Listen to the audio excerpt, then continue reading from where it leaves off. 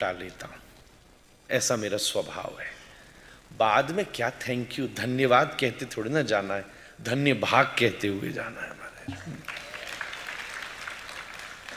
सब हो गया। आइए, परीक्षित वहां पहुंचा, अपना वहां पहुंचे, आप वहां पहुंचे, इसी से बात विश्राम हो, ये ऊंची है। श्री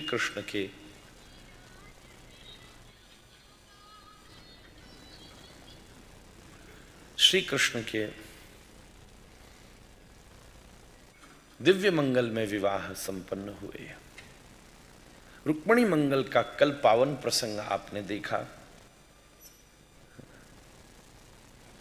खूब आनंद हुआ। गोवत्स जी महाराज ने भी खूब सबको मौज लगाई, खूब हमने भी सुनाया, आप सबने लाभ लिया, हरि कृपा बरसी।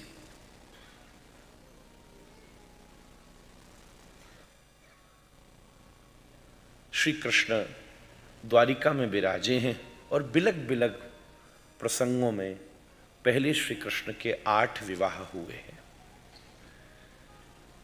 और फिर एक दिन जब पारिजात का पुष्प लेकर नारद जी आए और भगवान के द्वारा भौमासुर का वध हुआ, तब उसकी कारागार में बंद 16,100 महर्षियों को निवृत्त किया। वो सत्यभामा के पास रोती पहुंची, देवी इस असुर ने हमें इतने दिन तक परेशान किया, कौन हमें स्वीकार करेगा। भगवान बोली, सत्यभामा बोली, तुम्हें पुरुष नहीं तुम्हें पुरुषोत्तम स्वीकार करेंगे। भगवान के 16,108 विवाह हुए। ठीक है, उस समय ऐसा समय था, बहुविवाह सभी के, राम जी के पिताजी के भी विवाह है।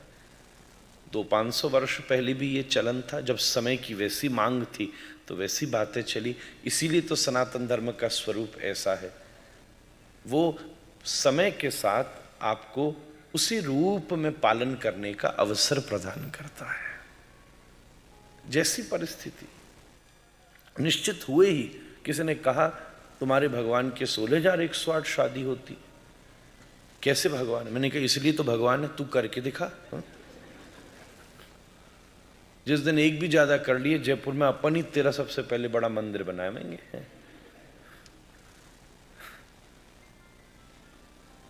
कैसी स्थिति? ये बड़ी बात नहीं है। आज बहुत विशेष आक्रमण कर रहा है। कितना बढ़िया लिखा, फौनासुर का कंठ दबा कर रखे। हमने कथा में से बात कही पर हाँ, इसके लिए भी मैं वेदों में मंत्र खोज रहा हूं, ऐसा कुछ किया जाए। मुझे एक बालक ने वैसे कहा, पर उसमें एक दुविधा होती है, पर भगवान बना देगा साधन। अगली बार फिर से कभी जयपुर आया तो शायद वो लागू करूं। बंटी भैया, एक ऐसी मशीन लग जाती है कि पूरे पंडाल में किसी ससुरे को नेटवर्क ही ना आए वो। हाँ, नेटवर्क ही नहीं आएगा। अब बड़े बड़े जब प्रोटोकॉल होते, प्रधानमंत्री जाए, मुख्य, तो वो सब जैमर्स लग जाते, पर हम इसलिए नहीं लगा पाते कई बार क्योंकि घर में बहुत सारे लोग इस कथा का लाभ लेते। आपका क्या ससुरो, इन लोगों को भी नेटवर्क उड़ जाएगा सब लोग। इसलिए भगवान व्यवस्था बनावे, अंदर तुम ले आओ, चलेगा ही नहीं। तो भगवान ने खूब प्रेम से सब विवाह किए। गृहस्थ आश्रम सनातन धर्म का सर्वोत्तम आश्रम है। एक मन में मैंने अनुभव किया, चारों आश्रम अगर भगवान के अंग से निकले हैं, जैसे चारों वर्ण, तो चारों आश्रम भी अपनी अपनी जगह उतने ही महत्वपूर्ण है। बाबा कोई हीन नहीं है, कोई ये ना सोचे कि हम, अच्छा कई बार ऐसा भी होता है, हम गृहस्थी गृहस्थी कह करके मानो ये प्रमाणित करते हो कि अभी हमें अधर्म करने का लाइसेंस मिला है। अरे महाराज खाना ही पड़ता है, हम गृहस्थी हैं। अरे महाराज जी ये तो करना ही पड़ता है। ना ना ना ना ना, इस शब्द को अपने गलत कार्य का लेवल मत दीजिए। आप गृहस्थी हैं, सर्वश्रेष्ठ हैं। चारों आश्रम बराबर हैं, अपने लेवल पर है। दोनों का एक दूसरे के प्रति दायित्व है। ब्रह्मचारी ब्रह्मचर्य में रहे, श्रेष्ठ है।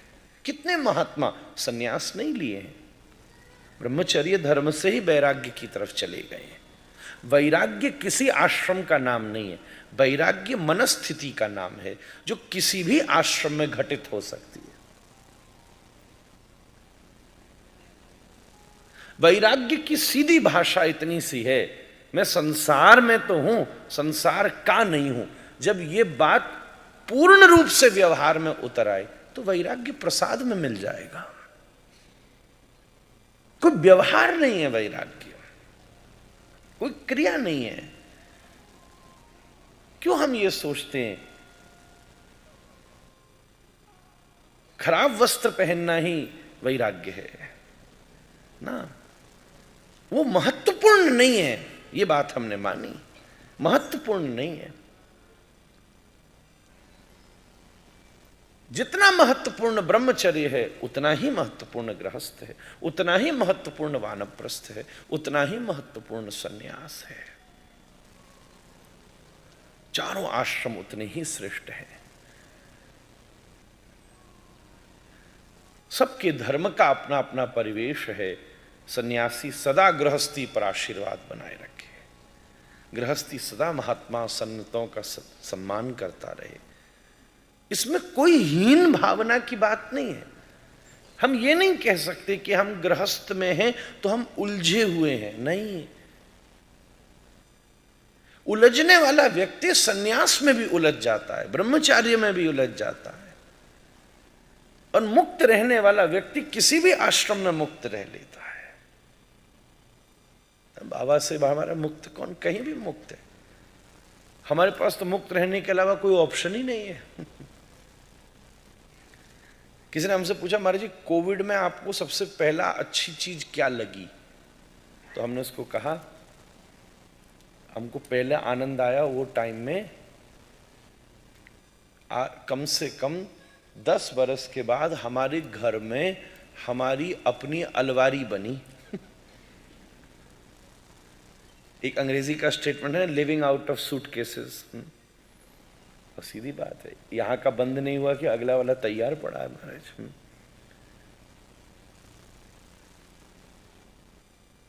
कोई अवसर ही नहीं है।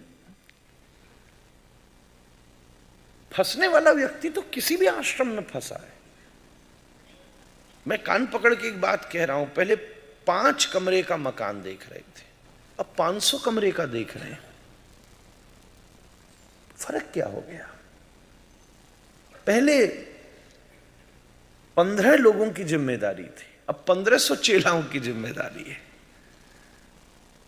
फंसने वाला व्यक्ति किसी भी आश्रम में फंस सकता है, मुक्त रहने वाला व्यक्ति किसी भी आश्रम में मुक्त रह सकता है। इसलिए इसको इस हीन भावना से न देखें। आप सौभाग्यशाली हैं।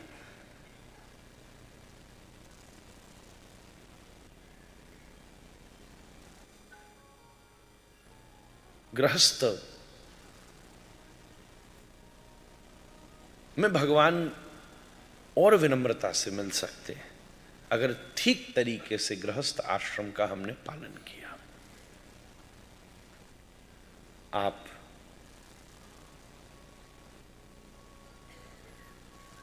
दोनों समय की बात है।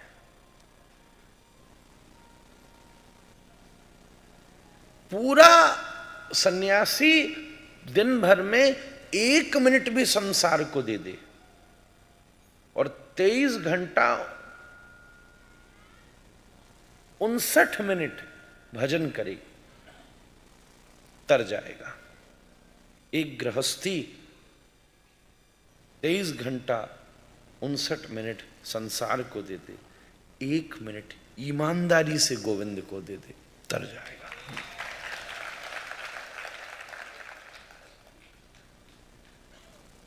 बिल्कुल तर जाएगा। क्योंकि अब इनको ये कैसी बात रही, बिल्कुल जिसने इस झंझट को छोड़ दिया भजन के लिए, और अगर वो नहीं कर रहा है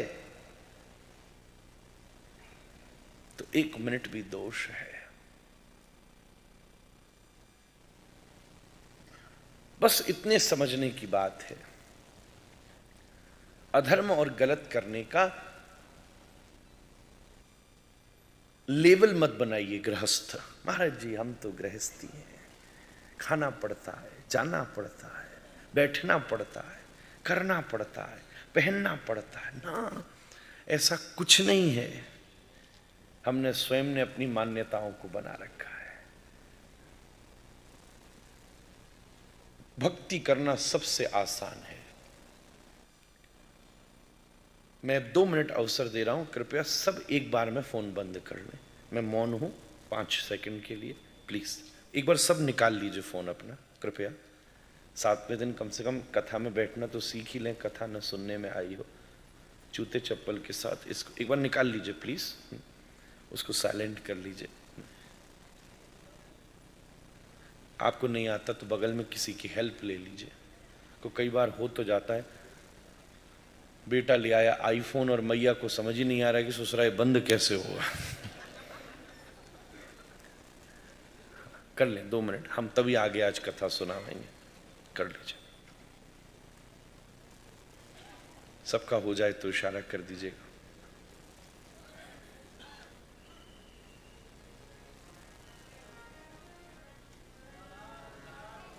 ठीक है, धन्यवाद। तो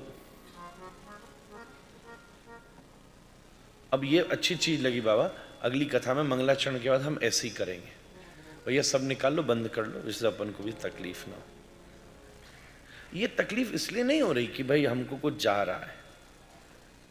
जो बड़ी निष्ठा के साथ सेवा कर रहा है ना, वो ये चाहता है कि हम जितनी गहराई में तैर रहे हैं आप सब भी हमारे साथ उतनी ही गहराई में तैर सके। और हमको क्या चाहिए, तो हमारा क्या चाहता, हम क्यों बुरे बोल के बुराई बन रहे हैं? अपन क्यों बुरे बने फिर, अगर हमें दुनियादारी देखनी होती तो। धन्यम गृहस्थ आश्रमम। आप चाहे थोड़ी सी ही देर सही हरि भजन कीजिए, खूब धर्म अर्थ काम मोक्ष अपने जीवन को इन चारों विभागों में बांटिए 24 घंटे को, और चारों के हिसाब से कुछ समय धर्म, कुछ समय अर्थ, कुछ समय काम, कुछ समय मोक्ष सबको दीजिए। बस पर्याप्त है, उतना ही पर्याप्त है। भगवान ने अपने गृहस्थ आश्रम का विस्तार किया। हर समय हम नैगी खिसियाती रहे, ये नहीं, अच्छा नहीं। हमें सुख दुख की परिभाषा भी फिक्स कर लेनी चाहिए। ये है तो हम सुखी हैं बस अब, ये नहीं है तो अपन दुखी हैं बस अब, और इतना हो जाए बस सुखी। अदरवाइज एंडलेस प्रोसेस है, एंडलेस।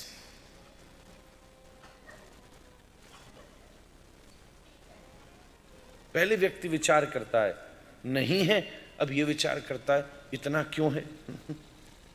दोनों समस्या। एक व्यापारी अभी महीना भर पहले मुझे मिला, बोले महाराज जी बड़ी समस्या है। मैंने क्यों? बोले ये नहीं समझ में आ रहा, व्यापार इतना दौड़ रहा है कि जो मुनाफा हो रहा है उसका क्या करूं, कैसे उसको करूं। मैंने कहा भाई तो अजीब ही प्रकार की समस्या है।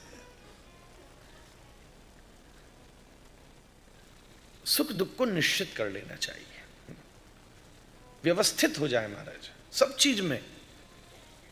विदुर ने महाभारत में विदुर नीति के भीतर 6 चीजें सुख की कही हैं, ध्यान से सुनना। अगर आपके पास 6 चीजें हैं तो आप आज ही कह दीजिए नाउ मैं सुखी हूं, बस। नहीं है, 2 कम है तो अगले 2-4 साल में उसको भी कर लीजिए, बस फिर मैं अब सुखी हूं। भगवान के सामने धन्यवाद भी तो कहने जाइए। धन्यवाद प्रभु। पहली बात, अर्थागमो।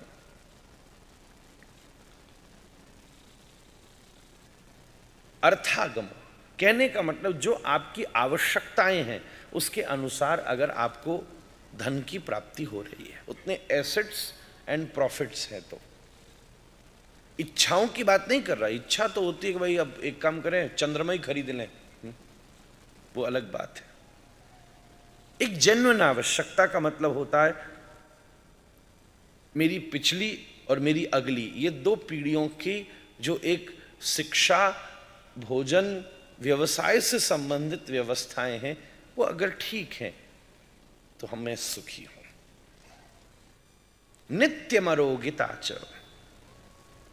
अगर आज के दिन आप स्वस्थ हैं, कल का तो कोई नहीं कह सकता, मतलब आज आपको कोई दर्द नहीं है, आपकी तबीयत ठीक है, आज इस मोमेंट, अभी जिस समय आप ये बात सोच रहे हैं, तो आपको कहना चाहिए कि मैं सुखी हूं। अदरवाइज इसके लिए एफर्ट करना चाहिए। मानो अगर उतना अर्थ नहीं है जिससे आपकी आवश्यकताएं पूरी हों, तो मेहनत करिए, करिए व्यापार, उतनी देर तक करिए। अगर आज आप स्वस्थ नहीं हैं तो उतनी मेहनत करिए, कसरत कीजिए, भोजन पे जो भी करने की बात हो, योग कीजिए कि आज आप स्वस्थ रहें। तीसरी बात, प्रियाच भार्या। पति पत्नी के बीच में अगर प्रेम है तो आपको कहना चाहिए कि मैं सुखी हूं।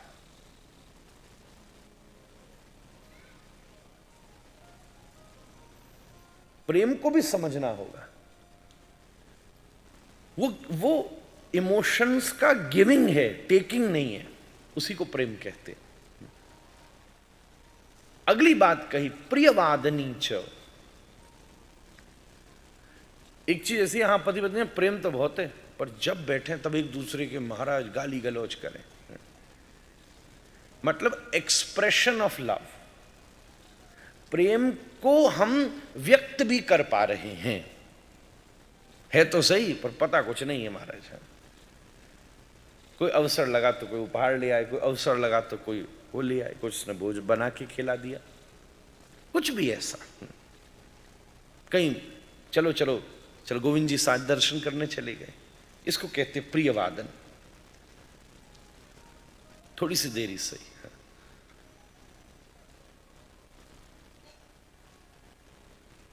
प्रियवादनी, आपस में प्रेम है, ये एक बात है, पर हम प्रेम को व्यक्त कर पा रहे हैं, ये दूसरी बात है। बहुत सारी जगह हमने देखा है कि प्रेम तो है, पर उसको ये अनुभव नहीं है कि व्यक्त कैसे होगा, ये व्यक्त करने की रुचि भी नहीं है, या व्यक्त करने की वो आवश्यकता भी नहीं समझता।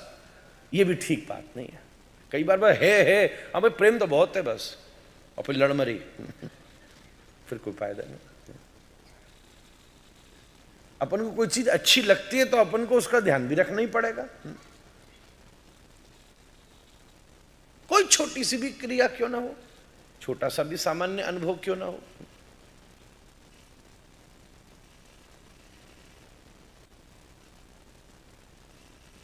प्रेम तो बहुत। कई बार क्या होता है, पति पत्नी कथा सुन रहे हो और कोई ऐसी चीज आ जाए जिसमें पत्नी की कमजोरी हो, तुरंत पति मुड़ गया, सुन ली।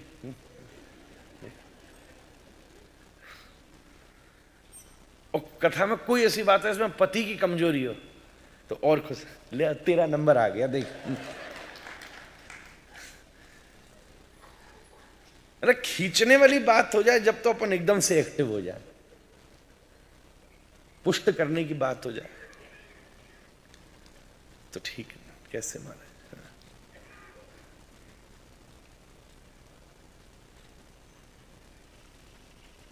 इसका अनुभव है महाराज, अवसर लगने पर जो अवसर, जहां जहां जिस भी छोटी सी क्रिया में आपको अनुभव लगे, दायित्व तो दोनों अपना अपना निभा ही रहे हैं जो निभाना है। प्रेम की अभिव्यक्ति एक दूसरे के दायित्व के निर्वाह में नहीं होती, बल्कि एक दूसरे के दायित्व को एक्सचेंज करने में भी हो जाती है। पत्नी का एक धर्म है, पति का एक धर्म है, पर कभी कभी पति पत्नी वाले धर्म का कोई कार्य कर दे और कोई पत्नी पति वाले धर्म का कोई कार्य कर दे, उसमें वो कार्य धर्म से परे प्रेम में ही संभव हो सकता है, होगा नहीं।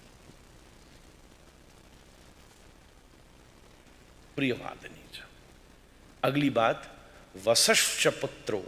पहली बात अर्थागमो, विदुर नीति का श्लोक मैं आपसे कह रहा हूं, महाभारत का श्लोक है।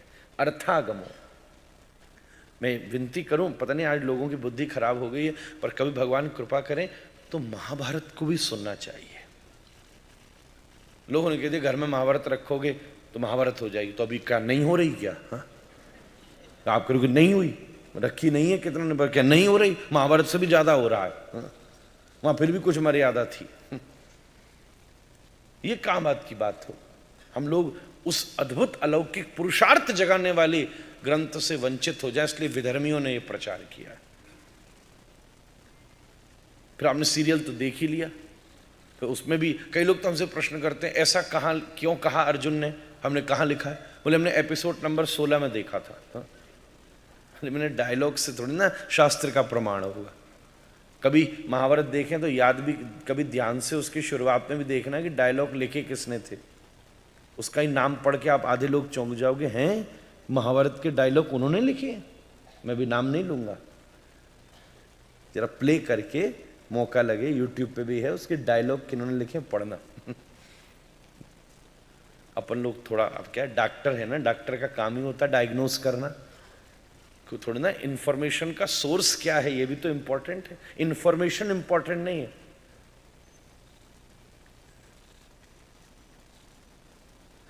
तो पहली बात अर्थागमो, आवश्यकता के अनुसार धन। दूसरी बात स्वास्थ्य। तीसरी बात पति पत्नी में प्रेम।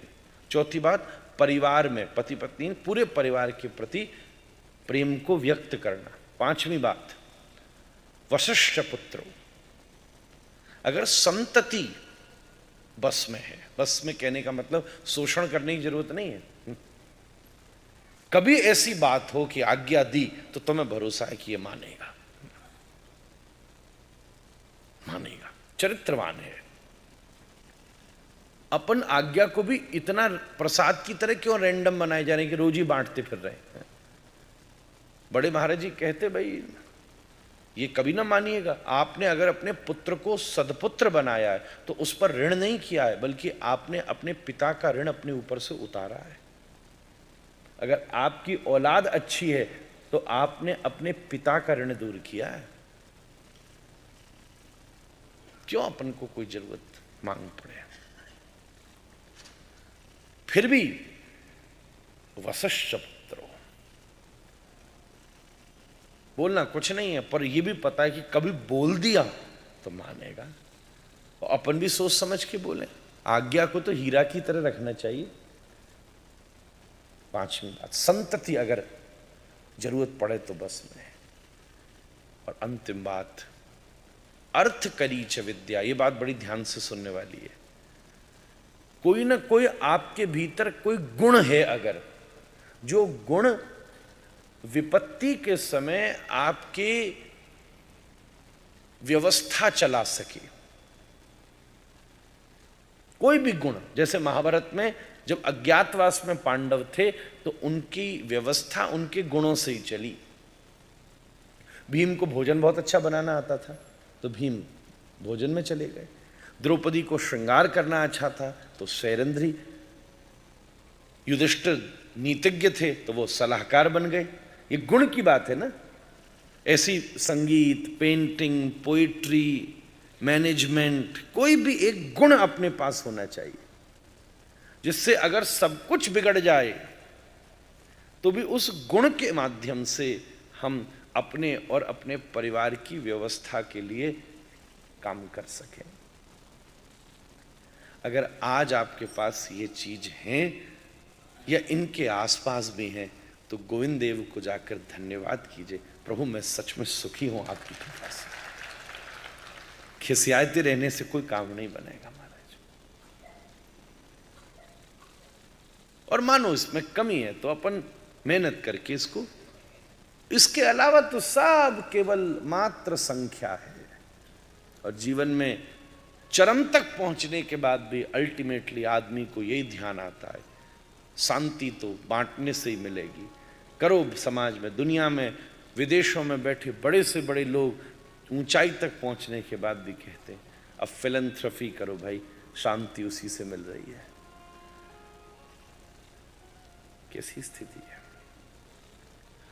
गृहस्थ की ये शोभा कृष्ण के चरित्र में दर्शित होती है। अब भगवान श्री कृष्ण के सुदर्शनधारी रूप की व्याख्या भागवत में है, जहां उन्होंने उस समय साधुओं को बचाना और दुष्टों को मारना। शासन भी अनुशासन का एक अंग है। भगवान ने युधिष्ठिर के माध्यम से समाज में व्याप्त कुरीतियों को खंडित किया। पौंड्रक, साल्व, विदुरथ जैसे दुष्टों का संहार किया। भरी सभा में शिशुपाल, भीम के द्वारा जरासंध, इन सबको उस समय शासित किया, दंड दिए। कई बार समाज में इसकी भी आवश्यकता पड़ती है। बड़ी बात यह है कि स्वभाव क्या है। कृष्ण का स्वभाव बंसी बजा नहीं है, पर जरूरत पड़ेगी तो सुदर्शन उठाने से चूकेंगे नहीं। हम कहीं उल्टे तो नहीं है कि अपना स्वभाव सुदर्शन ही उठाना है, पर हम वस्तु स्थिति देखकर बंसी बजा रहे हैं, ऐसा तो नहीं है। इतनी सी बात का अंतर समझिएगा। राम का स्वभाव धनुष धारण करना है, चलाना नहीं है। नहीं तो राम सदा धनुष चलाने की मुद्रा में मिलते। कितने योद्धा हैं, कितने योद्धा हैं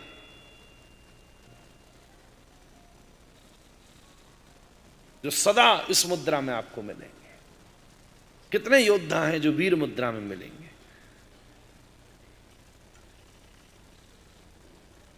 आप कभी भी अर्जुन को देखेंगे तो आप दूर से ही पहचान जाएंगे अगर वो कृष्ण के नीचे हाथ जोड़कर बैठा है तो।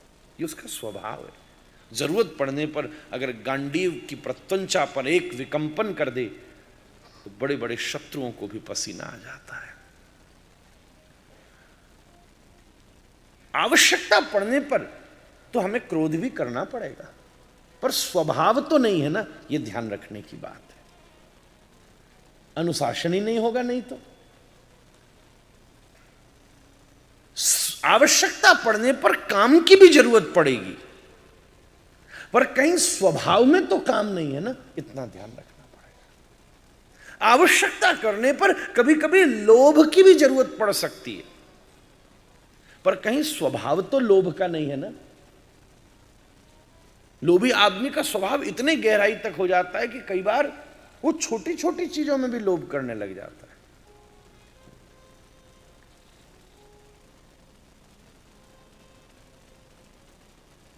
छोटी से छोटी प्रसाद भी बांटेगा तो 1 किलो के डिब्बे में जाएगा, एक ही बर्फी में पूरी सभागार को बांट दो, बच जाए। इतने तक स्वभाव नीचे आ जाता है। एक बार बड़ी लंबी यात्रा हम लोग कर रहे थे, एक सेठ जी हमको करा रहे, लगभग 10-12 घंटे की यात्रा थी। गजब की बात सुनिएगा। थोड़ी देर में रुके, फिर दें, अरे लो 100 रुपये दें पेट्रोल डलवा ली। फिर 15 मिनट बाद फिर डलवा ली। हमने कि ये क्या कर रहे हैं? बोले महाराज जी एक साथ गड्डी जाती है, अच्छा नहीं लगता है।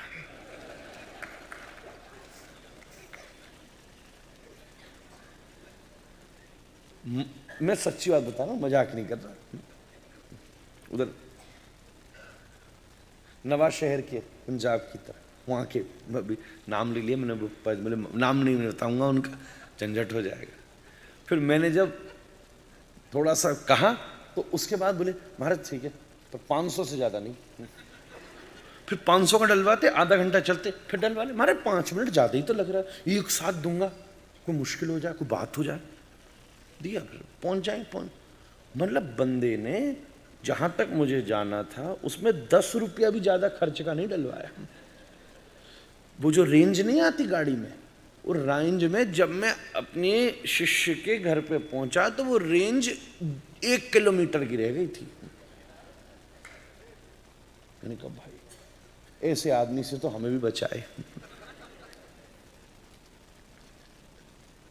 बाद में अगले दिन ड्राइवर अकेला मिला, बोले महाराज जी गनीमत है, 500 आपके कहने से डलवा लिए और आपका सम्मान में 100 डलवा लेते हैं। तो बाबूजी तो ऐसे टेढ़े हैं कि घर से ऑफिस जाना हो तो 25 रुपया का पेट्रोल डलवाते हैं कि ले छोड़ दे, फिर जरूरत पड़ेगी तो 25 ले जाइए, उन्हें तो खड़ी रहने दे। अंदर भी तो यूं कहते, अंदर भी तो पेट्रोल उड़ रहा है, कम हो जाएगा, 10 दिन गाड़ी खड़ी रही तो 1 लीटर उड़ जाएगा। आपको ऐसा होता है दुनिया में? चलो मेरे साथ 10-20 कथा में ऐसे ऐसे नमूने दिखाऊंगा तो मैं। दुनिया में हर प्रकार के बिन मुंडे मुंडे मती भिन्ना बड़े बड़े प्रकार के लोग हैं, बड़े बड़े विचित्र, आप क्या बताऊं। अरे हमारे संग ही है, आप उन्हें एक धोती दीजिए, पहले वो पहनते हैं पूरी धोती, फिर धोती थोड़ी खराब हो जाती तो उसको बीच में से काट के 2 दुपट्टे बना लेते हैं। हमारी टीम में ही है, और तो छोड़ो, नाम नहीं लूंगा अभी, संगाए जयपुर में आपसे सेवा ले रहे हैं खूब। फिर 2 दुपट्टे में भी जब गड़बड़ होने लगी तो एक दुपट्टे से घर के बच्चे का कोई झबला वबला बनवा लेते हैं, दूसरा रखते, फिर और टाइम हो जाए तो वो दुपट्टों को भी 3 जगह से फाड़ के फिर गमछा बना लेते हैं, रात में बांध के सोएंगे। मतलब हद ये हो जाती है कि एंड में उसका रुमाल बना के जेब में रखते हैं। एक धोती 10 साल संग डोलती है, कतरे कतरे डोरे तक का, जब तक हिसाब न कर ले पट्टा, रुमाल नहीं छोड़ता हमारा ये।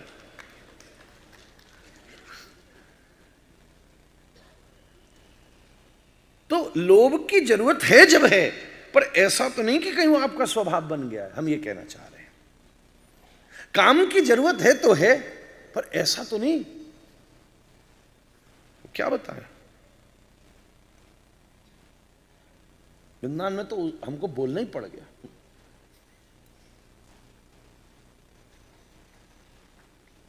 गड़बड़ हो जाएगी, ऐसा तो नहीं। क्रोध का जिसका जरूरत पड़ी तो करना पड़ेगा। अब मैया न देख छोटे बच्चा गाल पे दो, जो पिटे नहीं वो आज तक बने, बताओ। ये जितने बैठे हैं और जो नहीं पिटे ना वही काम चोर हैं, सब बेकार हैं। मैया बाप के जिनके 2-2 पड़े हैं टन यहां बैठे, मस्त महाराज। हम कौन से पीछे रह गए इस काम में। क्रोध ठीक है, अच्छी बात है जब जरूरत है, पर ऐसा तो नहीं जब देखो घुन्ना के बैठा। ऐसा लगे जीवन, ऐसा लगे घर वालों को कि कोई बर्र का छत्ता है क्या, उंगली लगी नहीं तो चारों से ततैया खा जाएगी, जैसे मारा है, मरो मरो मरो मरो, छेड़ दिया।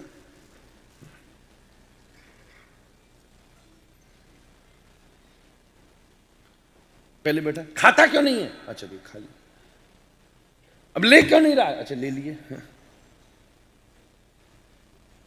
धीरे धीरे क्यों खा रहा, जल्दी खा ली।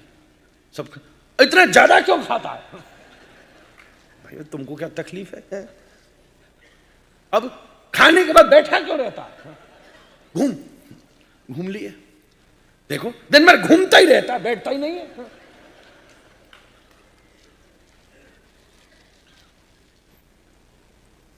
खूब है ऐसे, मैं कोई नई कहानी नहीं सुना रहा, तुरंत तैयार है बस। जो बर्रे के छत्ते पे तुमने फूक भी मार दी ना तो 2-3 ततैया उड़ के ऊँट पे खा जाएंगी महाराज।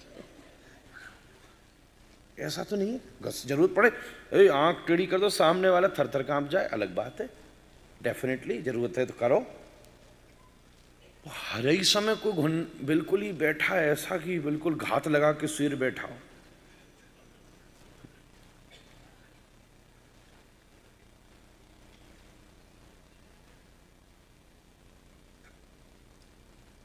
सब चीज का अपना प्रभाव है।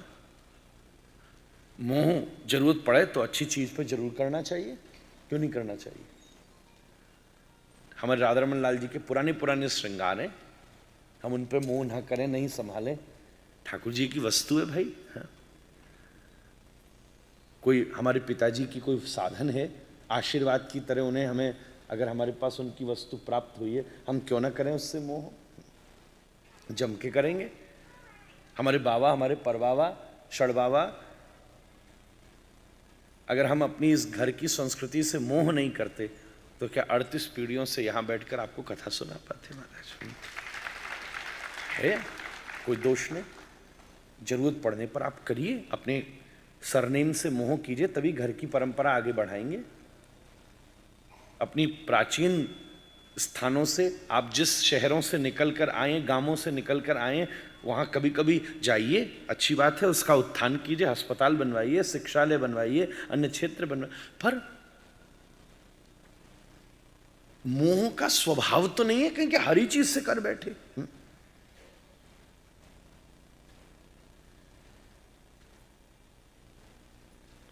कई कई लोग तो ऐसे हैं,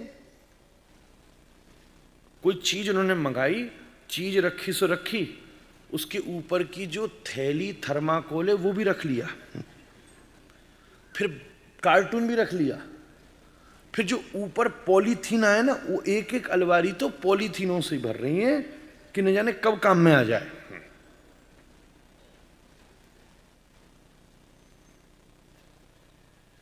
बड़े बड़े अजब गजब है हमारे लोग, प्रत्येक ही वस्तु से मोह। ऐसी विचित्र बात होती है, चिपक जाए तो चिपक, कथा में सीटों से चिपक जाता है आदमी। 3 दिन आप एक सीट पर बैठ गए, बस चौथे दिन आदमी का वही टारगेट है। इस चक्कर में तो कोई बाथरूम तक करने नहीं जाते, क्या मोटे दूसरा बैठ जाए।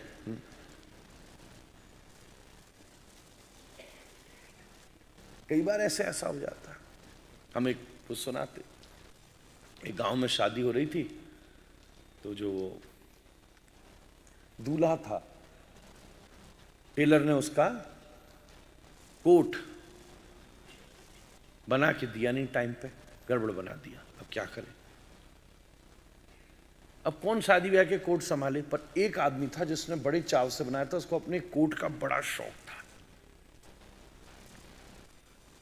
20 वर्ष हो गए, उसके बाद भी किसी भी फंक्शन में वो वही कोट पहन के आता, पता था मेरी शादी का है। ऐसा शौकीन आदमी होते कई बार। चिपक गया कोट, मतलब समझो वो कोट नहीं पहनता था, कोट ही उसको पहनता था। हर महीने 1.5 महीना में साफ करा के टांग दे। गांव वालों ने कही भाई सुन, गांव की इज्जत का सवाल है, दूल्हे का कपड़ा आया नहीं है और तेरा और उसका नाप बिल्कुल एक सा, अपना कोट दे दे उसको। बच्चे की तरह रोने लगा। सबने समझाया भाई थोड़ी नाक कट जाएगी। बोले अच्छा ठीक है, फिर मैं भी जाऊंगा साथ में बारात में। तो ठीक है चल दे। अब दूल्हा चले तो वो घोड़ी के बगल बगल में चले, कोट को देखता। दूल्हा उतर के जहां बैठे वहीं तुरंत रुमाल खोल के बिछा देता, गंदा हो जाएगा। कोई पानी वानी पिलाने आए, ए रुको रुको, यो कोट खराब हो जाएगा, पियो। वो जैसे बच्चे को बिब नहीं लगाते, पर लोग कह रहे तो बड़ा आपत्ति है। रास्ते में और बोला दूल्हे जी, जब आप मंडप में यज्ञ करने बैठे तो मैं आपको ऊपर से एक चद्दर उड़ा दूंगा। क्यों? कोई आग का एक रेशम उड़ के मेरे कोट में लग गया तो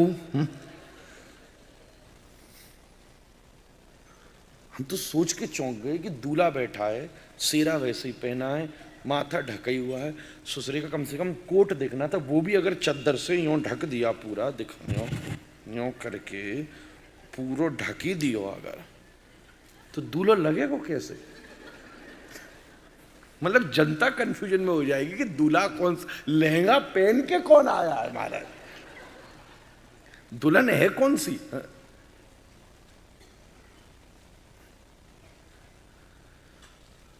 इतना। एक जगह बारात रुकी चाय पानी के लिए, गांव वाले लोगों ने आए पूछे, उन्हें वही आदमी मिल गया। भैया सब अच्छे अच्छे दिख रहे हैं, दूल्हा कौन सा है? तो बोला सुनो, दूल्हा तो वो बैठा है, कोट मेरा है।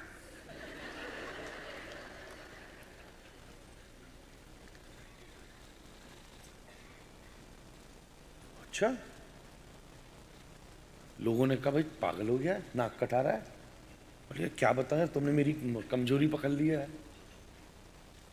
आगे चले, दूसरा गांव आया, फिर वहां चाय नाश्ते के लिए रुके। लोगों ने पूछा इनमें दूल्हे राजा कौन से? बोले दूल्हे तो वो हैं, कोट भी उन्हीं का ही है। गांव तो पागल हो गया, कोट भी उन्हीं, कोट छोड़, कोट नहीं छोड़ सकता, उतार के दो मुझे। तो बनियान में ले जाएंगे? बोले वो मेरी क्या तकलीफ। हाँ भाई वे ऐसा मत करे भाई। अच्छा ठीक है, अब नहीं करूंगा। तीसरा गांव आया, चाय नाश्ते के लिए रुके, फिर आसपास वालों ने पूछ लिया दूल्हे राजा कौन से? तो बोला सुनो, दूल्हे था वो बैठा है, कोट के बारे में मत पूछना मुझसे।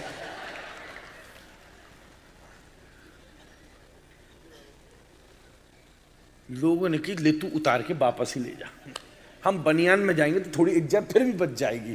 कहते हैं आजकल नया मॉडर्न दूल्हा है भाई। हाँ? फटी जीन हो गई तो इसने फटी अपने कोट भी फटा लाया महाराज।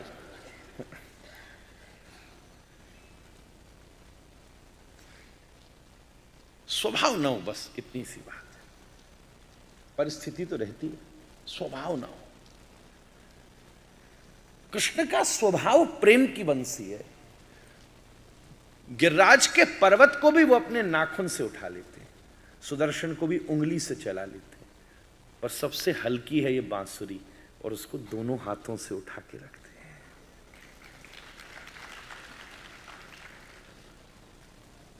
स्वभाव प्रेम का ही है, क्रोध का स्वभाव नहीं है, पर जरूरत पड़ने पर सुदर्शन धारण करेंगे। तो आप भी सोचोगे ओहो महाराज हमें भी पड़ेगी जरूरत कभी। सुदर्शन शब्द की व्याख्या समझिए। अस्त्र तो है, पर अस्त्र कैसा है? सुदर्शन कहने का मतलब जो दूसरे को सुधार दे। सुष्टु दर्शनम यस्मात्, दूसरे के दर्शन को सुंदर बना दे, सुंदर दर्शन करा दे। कुछ भी शब्द का अर्थ ले लीजिए। सुदर्शन दूसरे की, एक लकड़ी का टुकड़ा कैसा टेढ़ा मेढ़ा होता है, एक पत्थर कैसा टेढ़ा मेढ़ा होता है, ये वही तो जयपुर है जो उस पत्थर को सुदर्शन बनाता है, सुंदर मूर्ति को प्रकट करके। हम तो कितनी बार बोले, रोज ही बोल रहे हैं, वृंदावन ने दिलों में भगवान पहुंचाए, जयपुर ने मंदिरों में भगवान पहुंचाए। इस शहर की, तभी तो वृंदावन का स्वरूप है ये। सुदर्शन।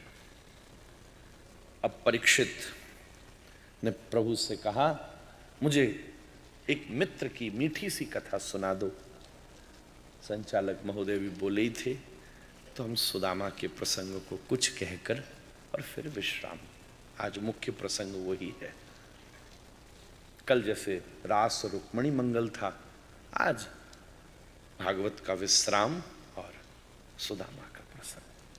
प्रसंग तो अनेक हैं, पर कितना कहा जाए। भगवान के परम मित्र हैं सुदामा। लोग कहते हैं सुदामा ने चने खाए जिससे उन्हें दरिद्रता मिली। मैं विनती करूं आपसे, मैं अनपढ़ गंवार हूं, पर मुझे कोई भी पुराण नहीं मिला जहां ये कथा हो। इस कथा का कोई आधार नहीं है, कहीं भी नहीं लिखी कि सुदामा ने कृष्ण के हिस्से के चने खा लिए।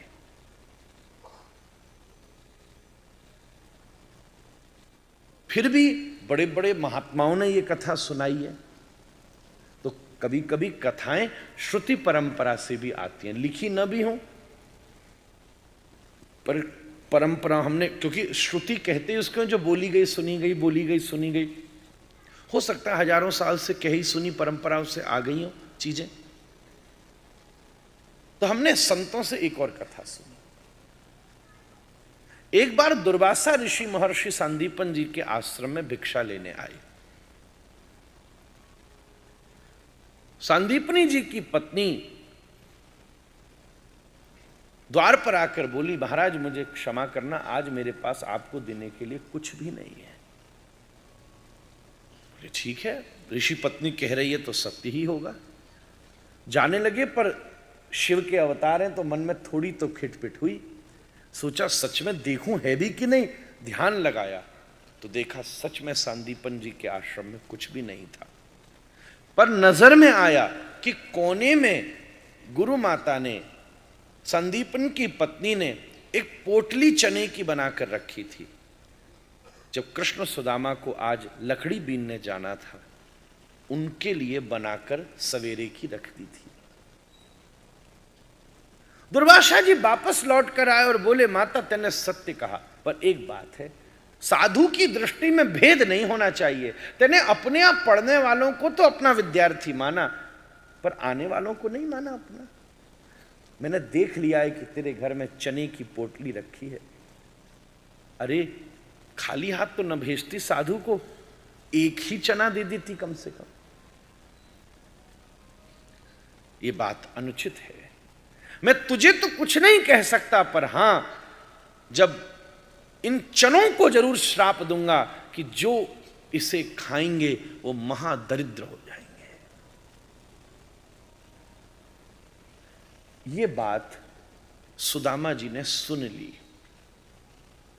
तुरंत दौड़े, मन में दया आई कि कहीं अब गुरु माता ये चने न खा जाए, संदीपन जी को चने न खिला दे। सुदामा दौड़े, तुरंत उस चने की पोटली ली और कृष्ण को लेकर जंगल में लकड़ी बीनने चले गए। सोचते चने कहां डालूं, जहां फेंके कोई ना कोई जानवर खाएगा, और जिसने खाया तो श्राप तो अमोघ है कि नहीं, किसी न किसी जन्म में तो उसे ये भुगतना पड़ेगा। और जब मुझे ये बात पता है तो मैं ये कैसे करूं। सुबह से शाम तक हो गई, सुदामा को वो जगह ही नहीं मिली जहां वो ये चनों को फेंक पाते। अब तो कृष्ण को भूख लगने लगी। कहा सुदामा मुझे दो। आंखों से भरे आंसुओं में सुदामा बोले, अपने सबसे प्यारे मित्र को ये श्रापित चने कैसे दे सकता हूं। जब कुछ भी न सूझा तो सुदामा स्वयं खा गए।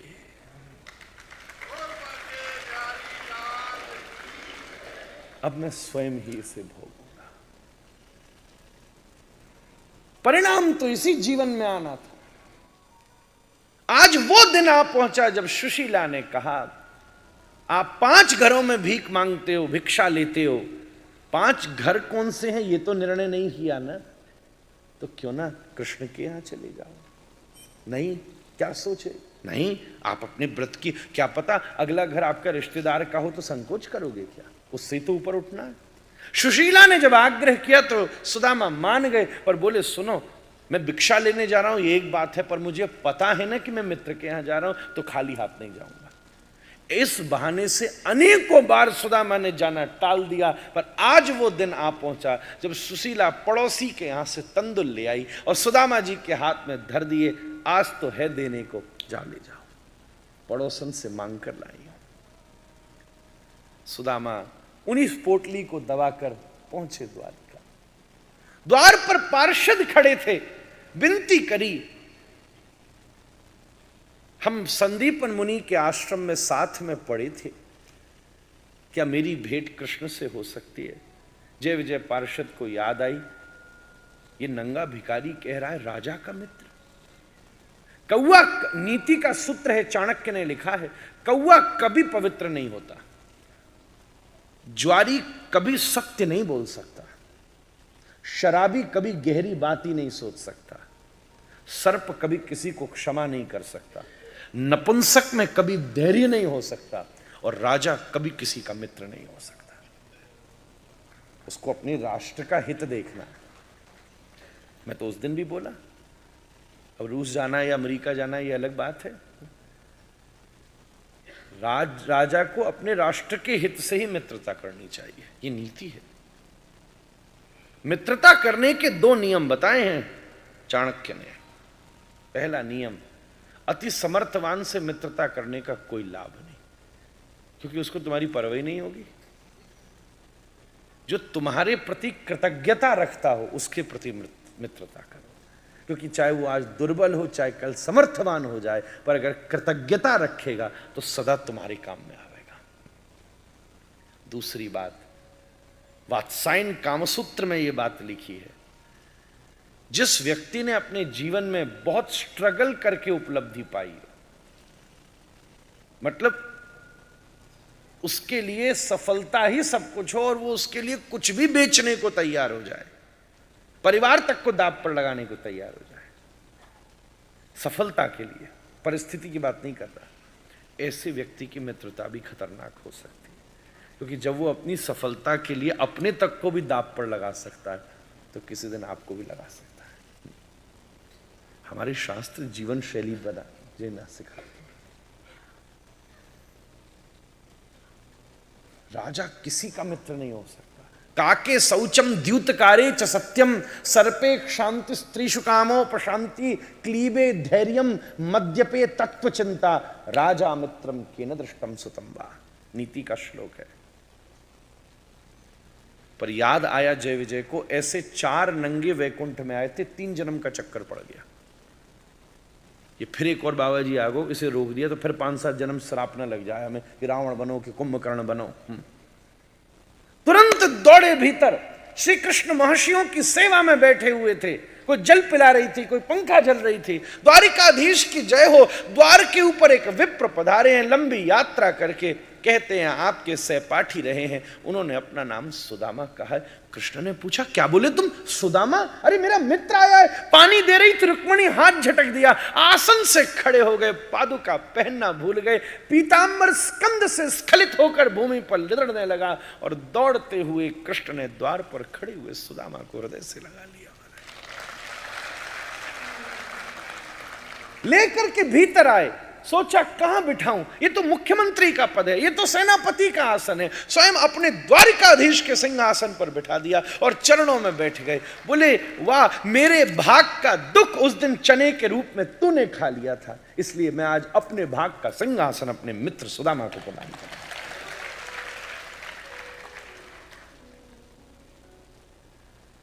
ऊपर से नीचे तक देखा, ब्रह्म तेज माथे पर, अस्थि कंकाल शरीर पर। जब नजर चरणों पर पड़ी तो देखा पैरों से खून निकल रहा था, रक्त बिंदु, बिबाइयां फट गई थी फटे हुए पान की। अरे रुक्मिणी जल्दी गर्म जल लेकर आ, मित्र के चरणों से खून बह रहा है। पर मित्र प्रेम में अधीर हुए द्वारिकाधीश को इतना सब्र कहां कि पानी गर्म होकर के आता। देखी सुदामा की दीन दशा, करुणा करके करुणा निधि रोए, पानी परात को छुओ नहीं और नयन के जल सो पगदा।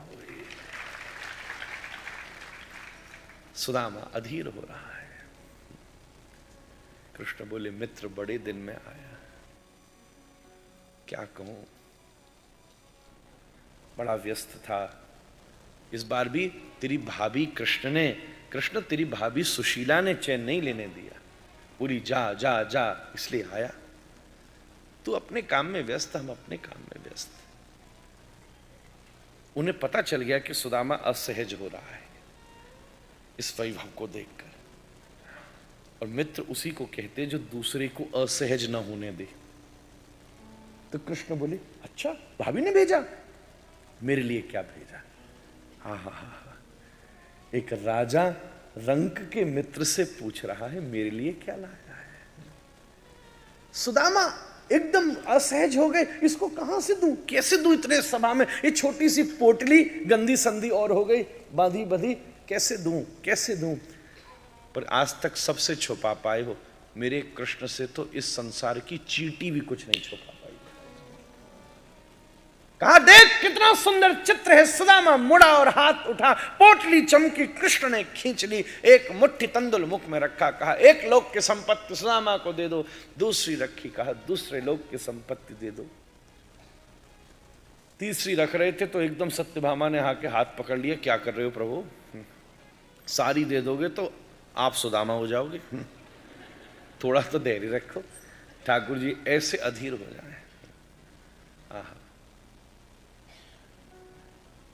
एक बहुत बड़े व्यापारी, उन्होंने मुझसे एक बड़ी अच्छी बात कही थी, बंबई में रहते हैं। महाराज जी देते समय ज्यादा विचार नहीं करना चाहिए। अगर सात्विक धन घर में लेना है ना, देते समय ज्यादा नहीं सोचना चाहिए, लेते समय पूरा विचार करना चाहिए। आने वाला अर्थ नस्लें खराब कर सकता है, और ये सभी विचार कर लें तो बड़ी व्यवस्था ठीक हो जाएगी। पर कौन करे महाराज, आजकल की बातें कहाँ हैं। चलो ठीक है, कभी भगवान या तो जमाना ही बदले या हमें बदले, दो ही ऑप्शन है, और तो कोई ऑप्शन नहीं है। सुदामा को सुलाया जहां रुक्मणी सोती है। कई बड़े दिन निकल गए, कई कई ऐसे मेहमान होते हैं ना, आके टिक जाए, जाने का ही नाम नहीं लेते। एक के घर में एक बूढ़ा आके गांव में टिक गया, 3 महीने हो गए, पति पत्नी परेशान है। बोले बाबूजी कम से कम दिवाली तो घर के साथ मनानी चाहिए। बोले बहुत अच्छी बात है, याद दिला दिया, तुम चिंता मत करो, मैं पूरे परिवार की टिकट करके उन्हें भी यहीं बुला ले रहा हूं। तो बोले ये जाएगा, वो सब खानदान यहाँ बुला रहे। बोले भैया तुझे भाभी याद कर। हाँ हाँ हाँ, तेने अच्छी बात कही। सुदामा बोले अब मैं चलूं? प्रणाम करके चलने लगे। कहां जा रहा है? ये उतार उतार, ए रुक्मणी इसकी लंगोटी लाकर वापस दो। रुक्मणी बोली ब्राह्मण है। बोले ब्राह्मण बाद में है, मित्र पहले है, उतारो उतारो सब। सुदामा मन ही मन सोच रहे, पहले पता होता उसी लंगोटी को पहन के जाना है तो कम से कम यार धोके तो सुखा देता हूं मैं, गंदी संदी परी है। लंगोटी वंगोटी बांध के फिर चले। उतारो उतार सब उतार, सबने कुंडल वंडल उतार दिए। मन ही मन सोच रहे खातिर तो एक नंबर की करे, लेने देने में बड़ा कमजोर लगे।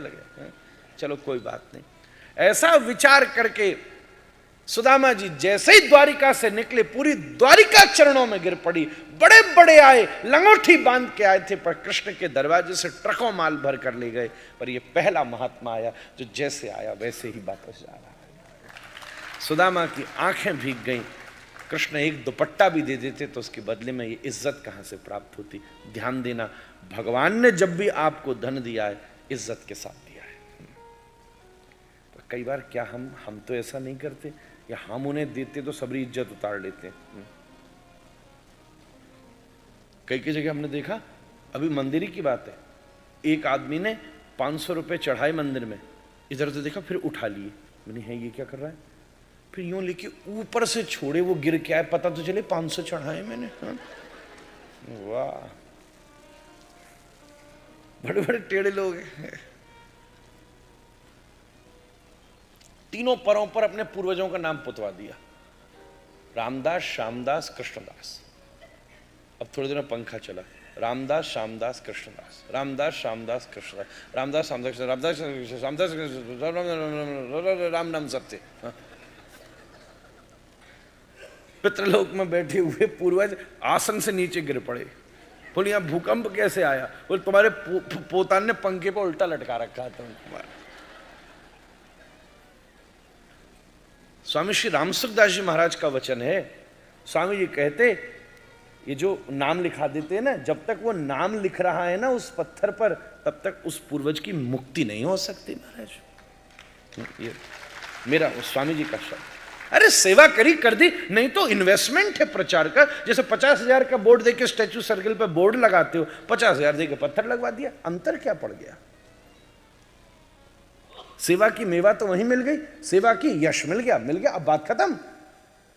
फिर उसके प्रभाव में और क्या मिलने वाला?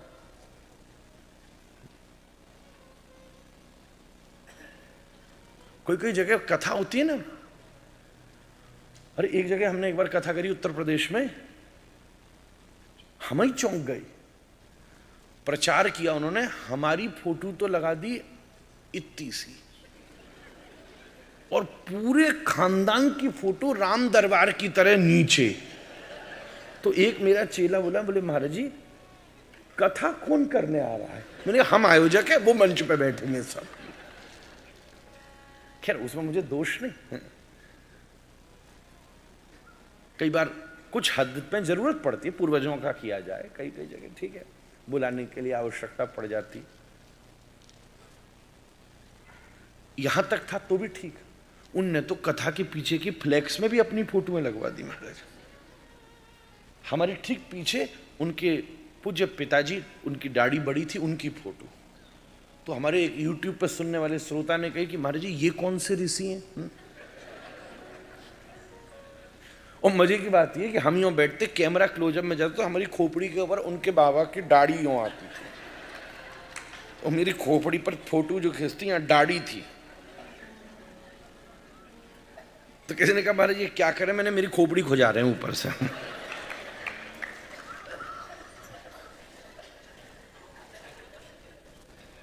इतना होता तो भी ठीक।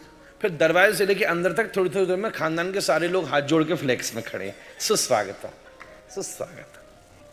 मैंने कही यार कितनी तुमने बढ़िया काम किया, एक काम और करते। क्या?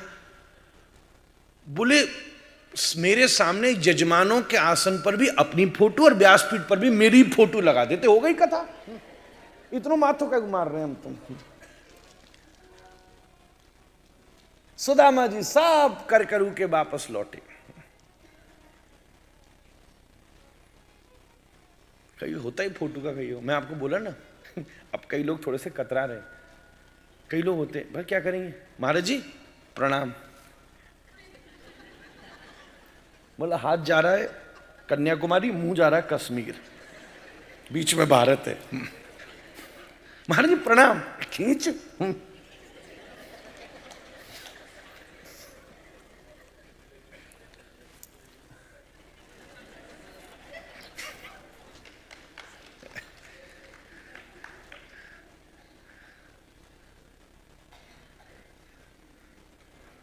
तीन चार दिन पहले एक आपके रामायणी मंडल का आया फोटो खिंचाने, पता वो क्या कर रहा? अब वो हमारी बात हमने बोल दी उसको, तो वो चौंक गया, क्या कर, तो पता क्या करता रहा?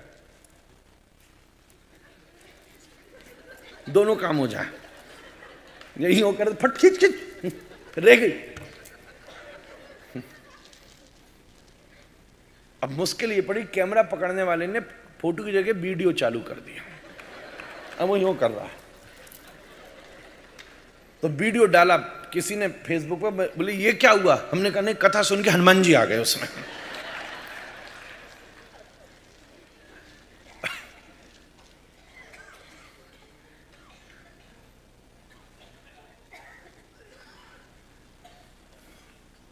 हंसते मुस्कुराते रहो आप, इसलिए तो सुना रहा हूं। दुनिया तो रुलाती फिर ही रही है, थोड़ी देर और हंस लो, कौन हंसाएगा कल से।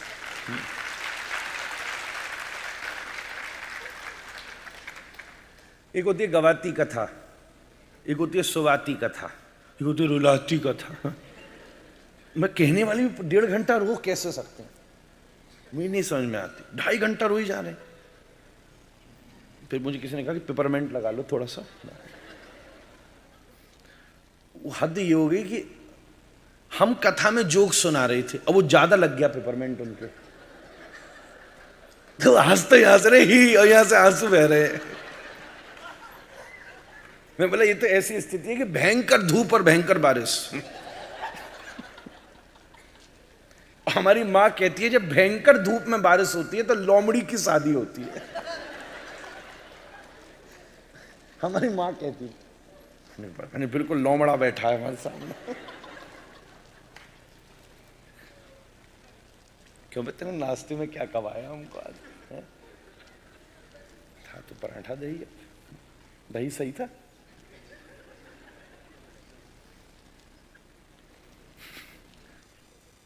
कहाँ रह गए सुदामा जी? कहाँ पहुंचे थे? अरे वो रास्ता में है, सॉरी, इसलिए थोड़ा मैंने आपको ब्रेक दिया। वापस पहुंचे द्वारिका, नहीं सॉरी, द्वारिका तो हो गया काम। द्वारिका से अपने वापस पहुंचे सुदाम नगर।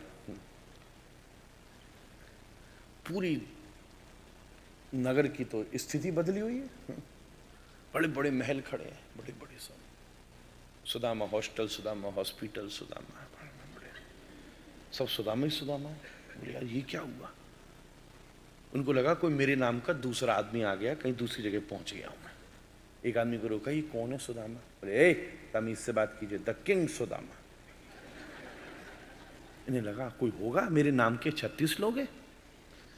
पहुंचे पहुंचे, ये पेड़, ये हैंडपंप, ये रास्ता, यार प्लॉट तो हमारा यही था। तुम्हारा तो प्लॉट सब खत्म, महल खड़ा है। बोले पक्की बात है यार, जगह शहर भी यही है, लोग भी वही हैं। ये हैंडपंप लग ही रहा था, चौक और कारपोरेशन ठीक नहीं कर रही पिछले 1.5 महीना से। सब कुछ सिस्टम हुई है, प्लॉट कहां गया? माथा पीट के सुदामा बैठ गया, कुछ मिलो न मिलायो, अच्छो गयो कन्हैया के पास, प्लॉट भी एक्वायर हो गया हमारा।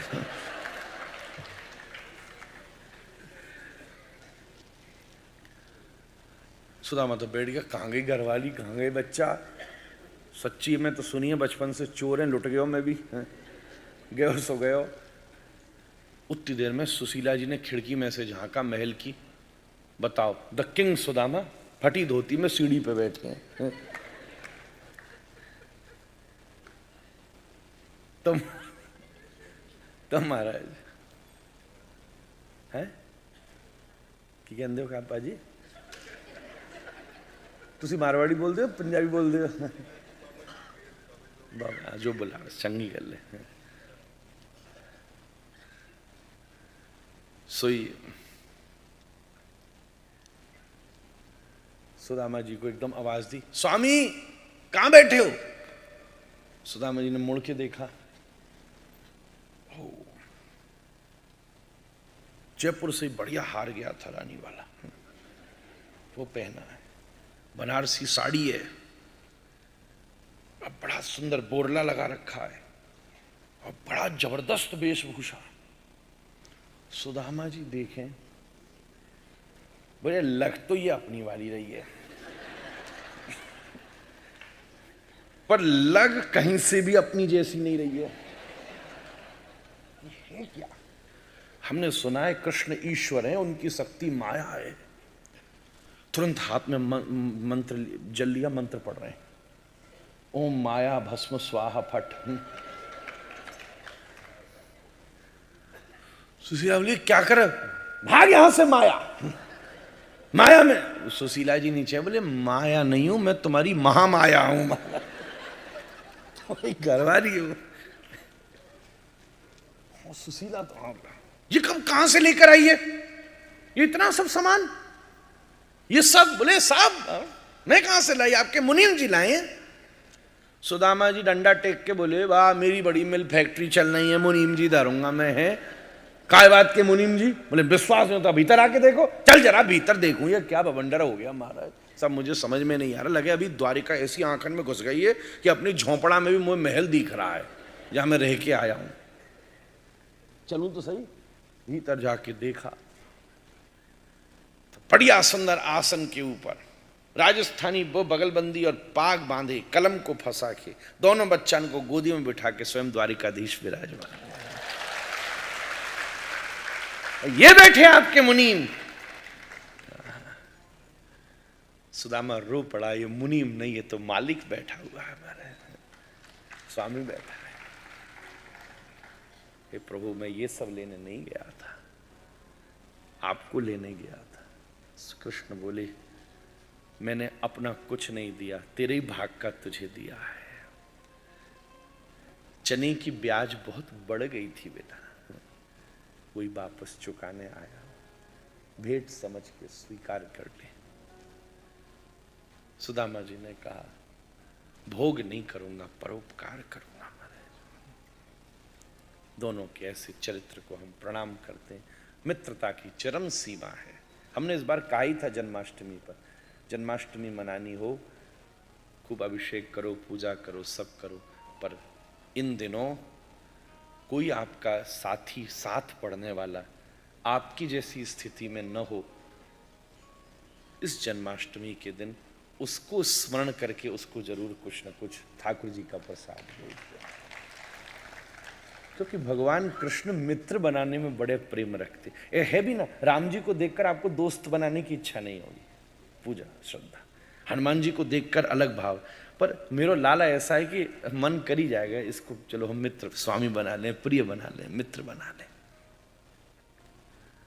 इस चरित्र की चर्चा हुई। सम्यक पंचक क्षेत्र में ब्रजवासी हस्तनापुर वासियों की भेंट हुई, जिसमें वसुदेव जी और नारद जी के बीच जनक नवयोगेश्वर संवाद में बड़ी सुंदर बात आई कि कायेन वाचा मनसेन्द्रियैर्वा बुद्ध्यात्मना वा अनुषित स्वभावात् करोति यद्यत् सकलं परस्मै नारायणायेति समर्पयामि। दो जीवन में जीने की कला है। एक कला है कि आप अपने जीवन को अकाउंटेंट की तरह जियो। मुनीम हिसाब रखता है, सेठ को हिसाब देता है, सैलरी लेता है, मस्त रहता है। सेठ जी फायदे नुकसान के लिए माथा पीटते रहते हैं। आप भी अपने अस्तित्व का हिसाब रखो। आंख, बता तूने आज क्या क्या देखा। दोषी देखे कि गुण भी देखे, क्या किसी में हरि को देखा। कान, तेने आज केवल आत्म प्रशंसा ही सुनी कि सुधार के लिए निंदा भी सुनने की सामर्थ्य उठाई। मुंह, तू बता केवल चाटुकारिता ही करता रहा या सत्य भी बोला या कहीं बैठकर गोविंद का नाम भी लिया। कायेन वाचा मन इंद्रियैर्वा बुद्धि आत्मन, सबका हिसाब लो और नारायणायेति समर्पयामि। हे प्रभु, मैं मुनीम हूं, सांवलियो है से। कल महाराज जी सुना गए थे, हम दोहरावेंगे नहीं एक पंक्ति, वैसे हम सुना देते पर महाराज ने खूब आनंद से सुनाया है? अच्छा, इतनी देर से जो सुना रहा हूं बेकार है सब है? आते ही मौका, वो हो महाराज है? पता वो सबको भजन अच्छे लगे, पर समय का आप ध्यान रखें। भजन तो घर जाके भी यूट्यूब में लगा के सुन लेना, ठीक है? सांवलियो है से, सांवलियो है सेठ मारी, राधा जी से ठाणी है, ये तो जाने दुनिया सारी है। सांवलियो है से। श्री कृष्ण ने उद्धव को अपने पूर्व पुरुष यदु का चरित्र सुनाया, जिसमें दत्तात्रेय के 24 गुरुओं की चर्चा हुई। 24 शिक्षा गुरु, उसमें बहुत सारे गुरु हैं। एक गुरु कन्या भी है, एक कन्या का जन्म होता है और आज विवाह करके विदाई हो रही होती है। दत्तात्रेय जाकर खड़े हो जाते हैं, सब रो रहे हैं। कन्या को रोककर पूछा, तू कहाँ जा रही है? बोले, मैं तो अपने ससुराल जा रही हूँ। और बोले ये तो वैसे भी पराया ही घर है। दत्तात्रेय ने प्रणाम किया। जिस माँ ने 9 महीना कोख में रखा, जिस पिता ने 25 वर्ष मेहनत करके बड़ा किया, 3 घंटे की पूजा में तूने घोषणा कर दी ये पराया घर है, अब तो पति का घर ही मेरा घर है।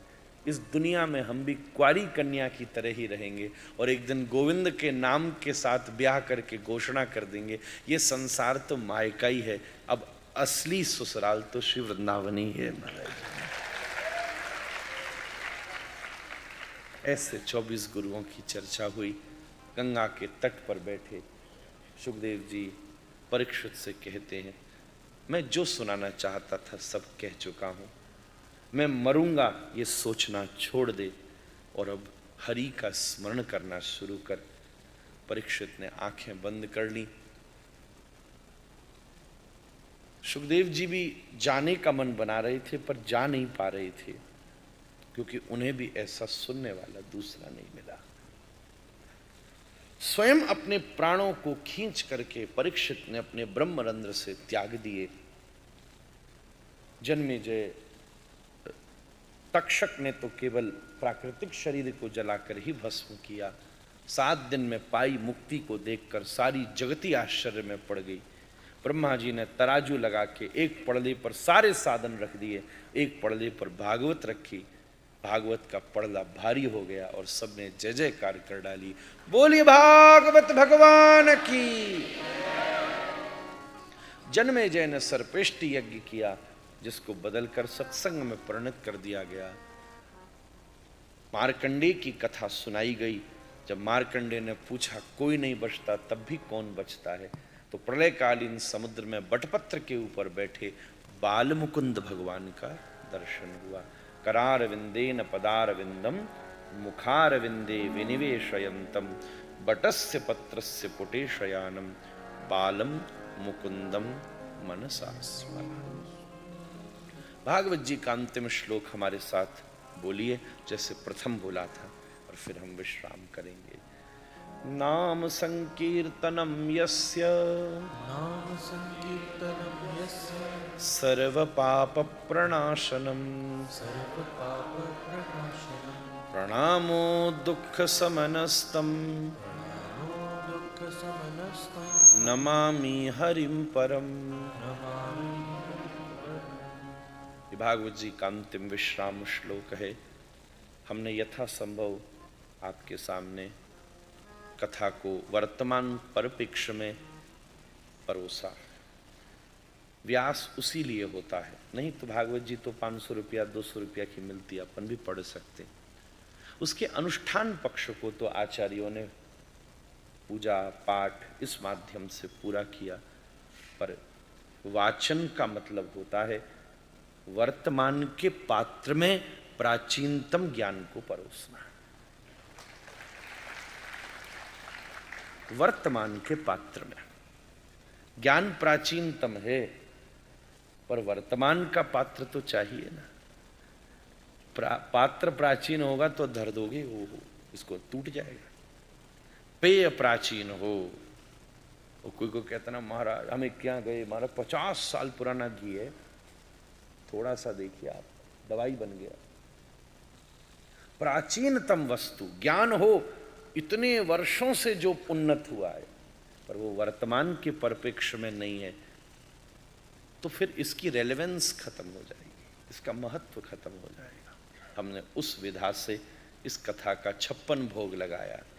56 भोग में बूढ़ों के लिए भी कुछ सामग्री होती है, बालकों के लिए भी होती है, गृहस्थियों के लिए भी होती है, विद्यार्थियों के लिए भी होती है, भक्तों के लिए भी होती है, ज्ञानियों के लिए भी होती है, तर्कवादियों के लिए भी होती है, आस्तिक नास्तिक अर्थवादियों के लिए भी होती है। सबके लिए कुछ न कुछ वस्तु मिले, ऐसा हमने प्रयास किया। फिर भी कोई भूल चूक हुई हो तो हम जीव हैं, आप सबसे बद्धांजलि पूर्वक क्षमा याचना करते हैं। आप छोड़िएगा, भूल चूक माफ कीजिएगा और आशीर्वाद दीजिएगा कि इस दास की बुद्धि ऐसे ही राधा रमण जी की कथा सेवा में सदा लगी रहे। गुरु कृपा से जो बल बना हम निवेदन कर सके। आप सबने प्रेम से कथा सुनी। आनंद की बात यह है कि जन्माष्टमी भी आपके साथ मनी और राधाष्टमी के समय भी हमें आपके पास किशनगढ़ में ही कथा करने का सौभाग्य प्राप्त हो रहा है।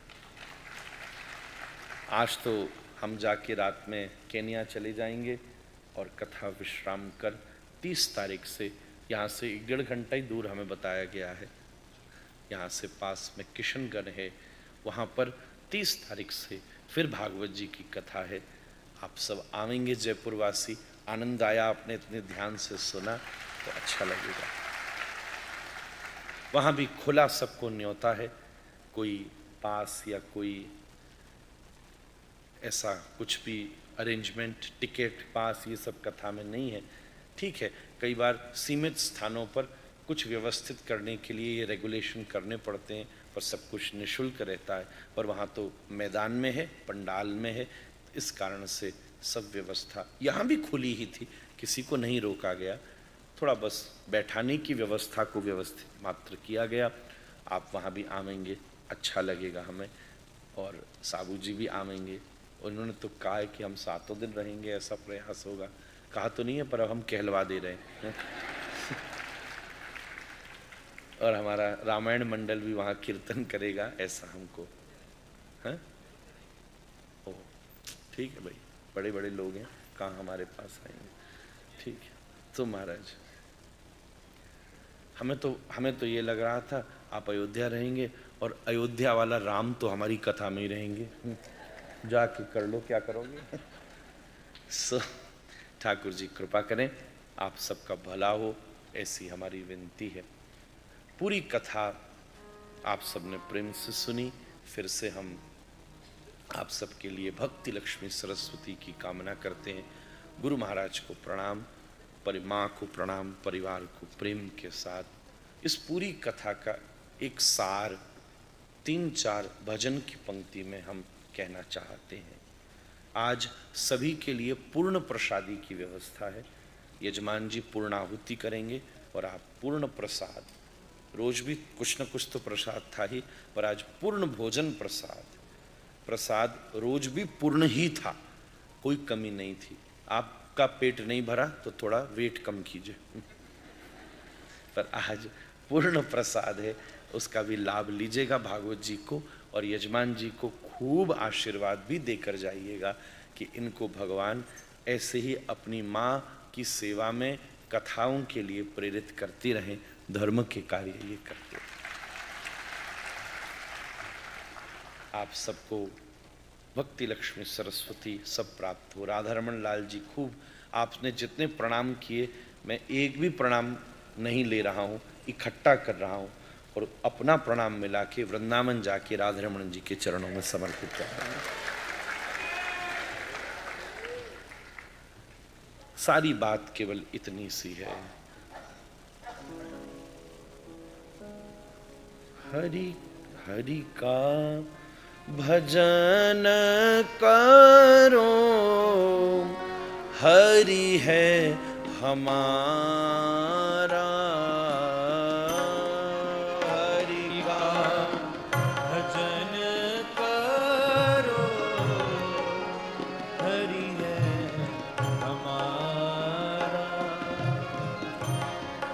हरि के भजन बिना,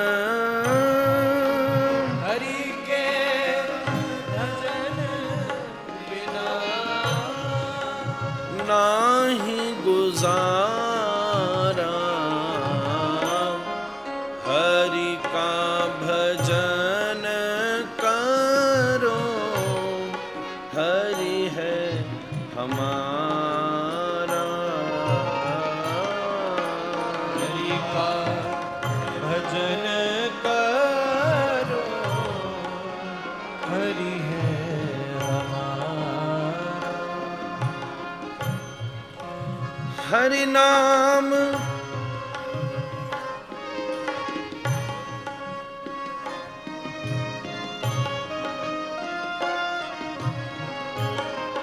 हरि नाम से तेरा काम बनेगा।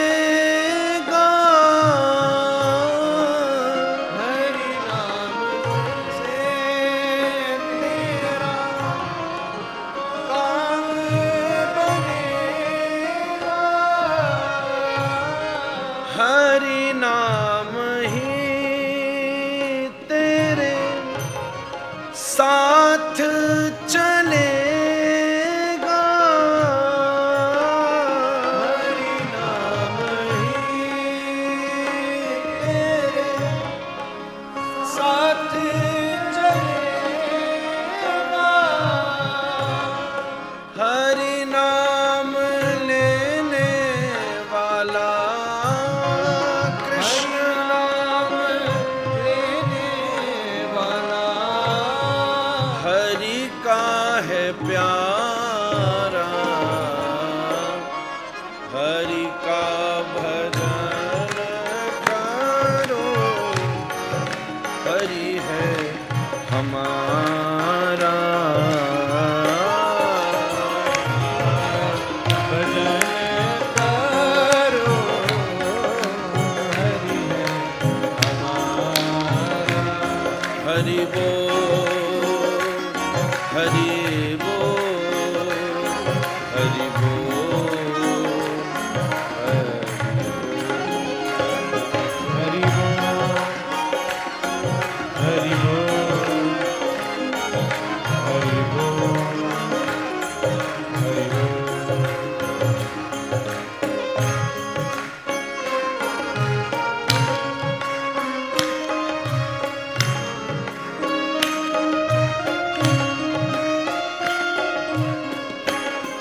कोई कहे राधे श्याम, कोई कहे सीताराम। कोई कहे राधे श्याम, कोई कहे सीताराम। कोई गिरिधर गोपाल, कोई राधा गोविंद लाल।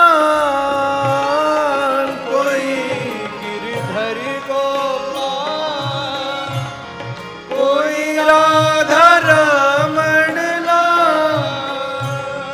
कोई हरि दीन बंधु, वही हरि दीन बंधु। वही हरि करुणा सिंधु, वही हरि करुणा सिंधु। नमो बारंबार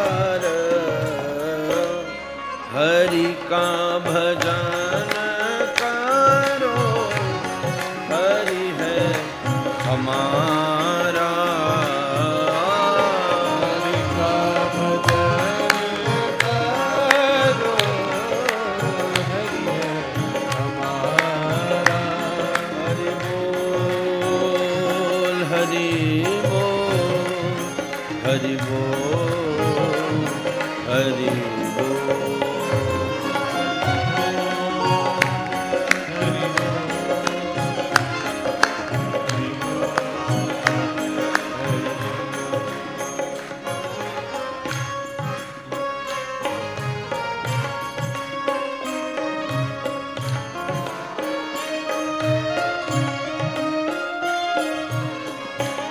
सुख दुख भोगे जाओ, लेखा सब मिटाते जाओ।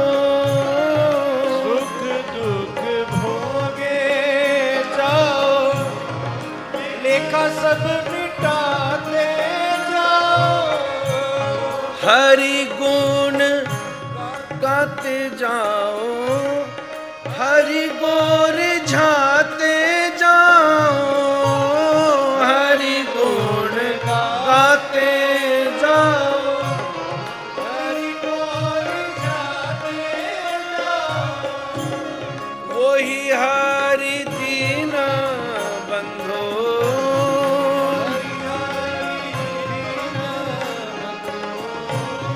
वही हरि करुणा सिंधो।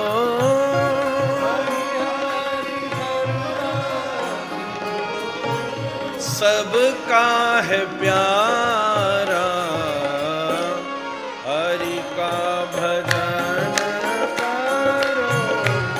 हरि है हमारा,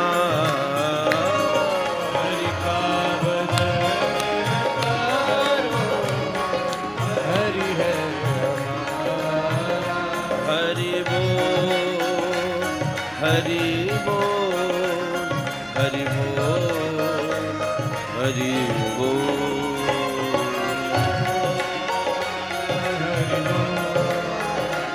हरि बोल।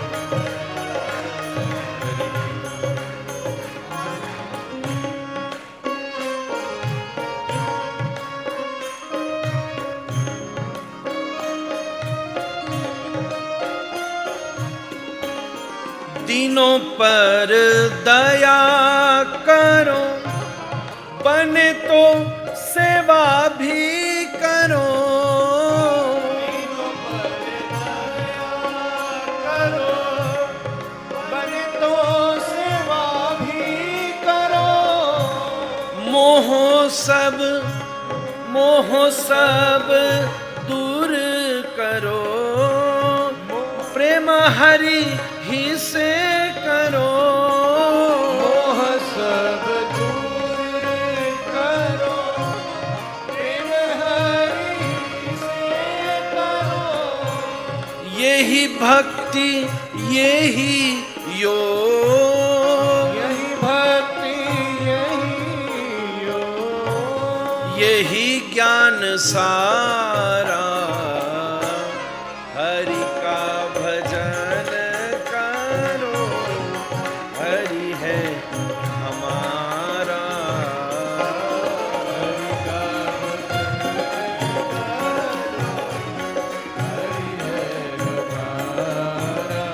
हरि बोल, हरि बोल, हरि बोल, हरि बोल।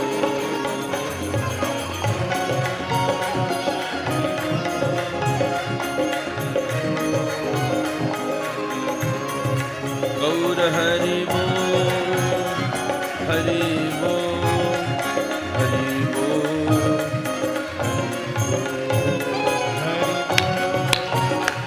हरि बोल,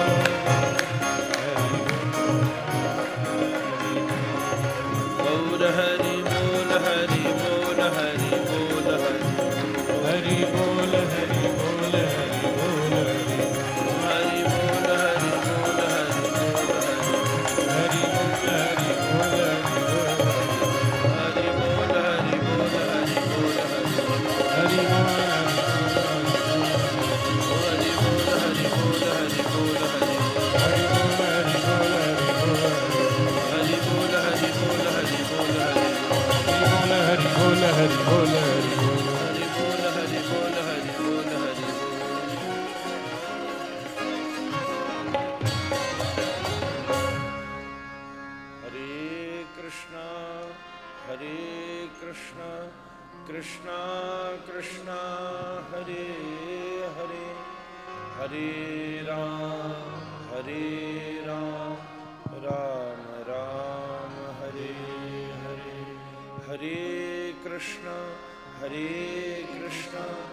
कृष्ण कृष्ण हरे हरे, हरे राम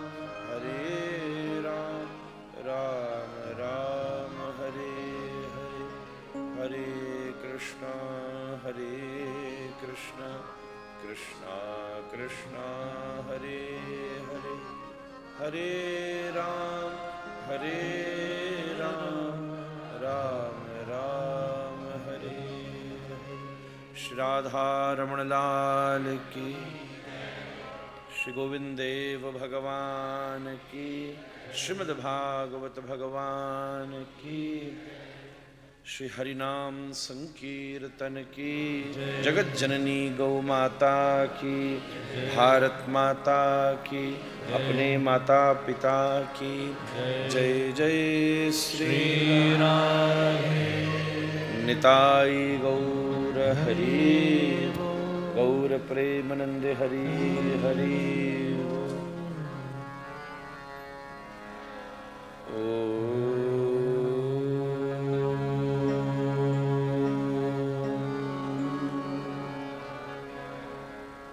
पूर्णमद पूर्णमिदं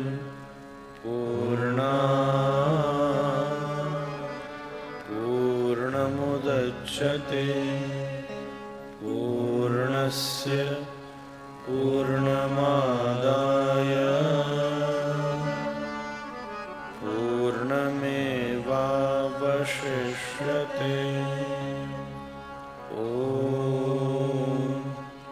शांति शांति शांति।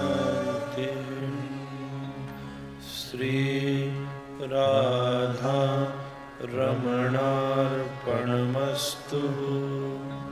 श्री गुरु गौरांगो जयतः।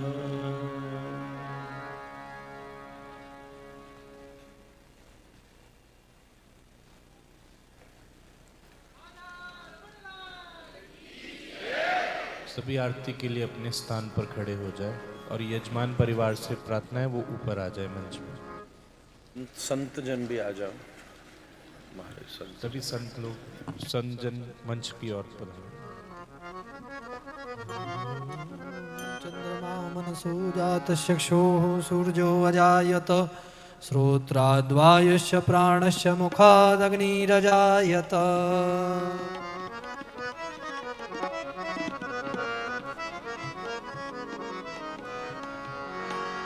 आरती अति पावन पुराण की, आरती अति पावन पुराण की।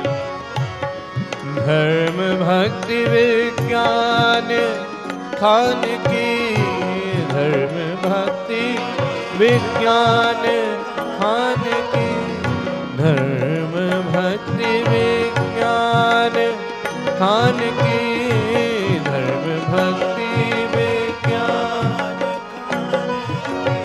आरती अति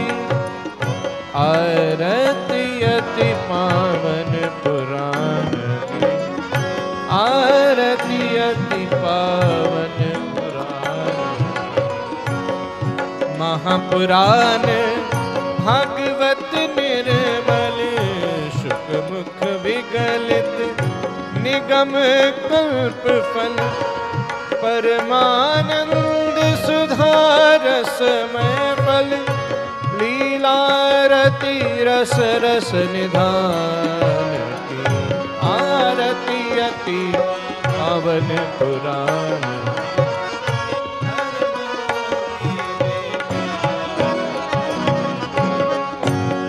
कलिमल मथनी त्रिताप निवारिणी, जन्म मृत्यु में भव भय हारिणी। सेवत सतत सकल सुखकारिणी, शुभ औषधि हरिचरित गान की।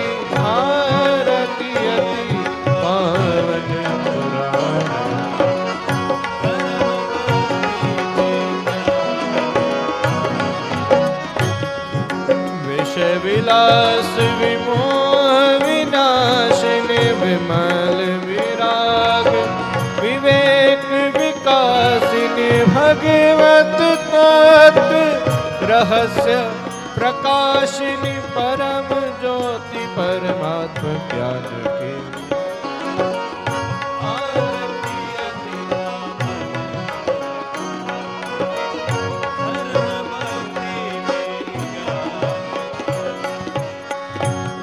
परमहंस मुनि मन उल्लासिनी रसिक हृदय रस रस विलासिनी मुक्ति मुक्ति रति प्रेम सुदासिनी कथा अकिलचन प्रिय सुजान की आमन पुराण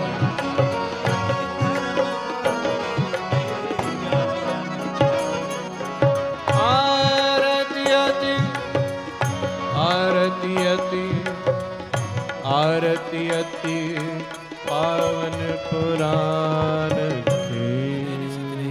पुष्पैर्देवाभिवन्दनम् आरोग्यार्थे आत्माभिवन्दनं देवो शान्तिरन्तरिक्षगुं शान्तिः पृथिवी शान्तिरापः शान्तिरोषधयः शान्तिः वनस्पतयः शान्तिर्विश्वे देवाः शान्तिर्ब्रह्म शान्तिः सर्वगुं शान्तिः शान्तिरेव शान्तिः सामा शान्तिरेधि मन्त्रपुष्पाञ्जलि हरिः ॐ यज्ञेन यज्ञमयजन्त देवास्ता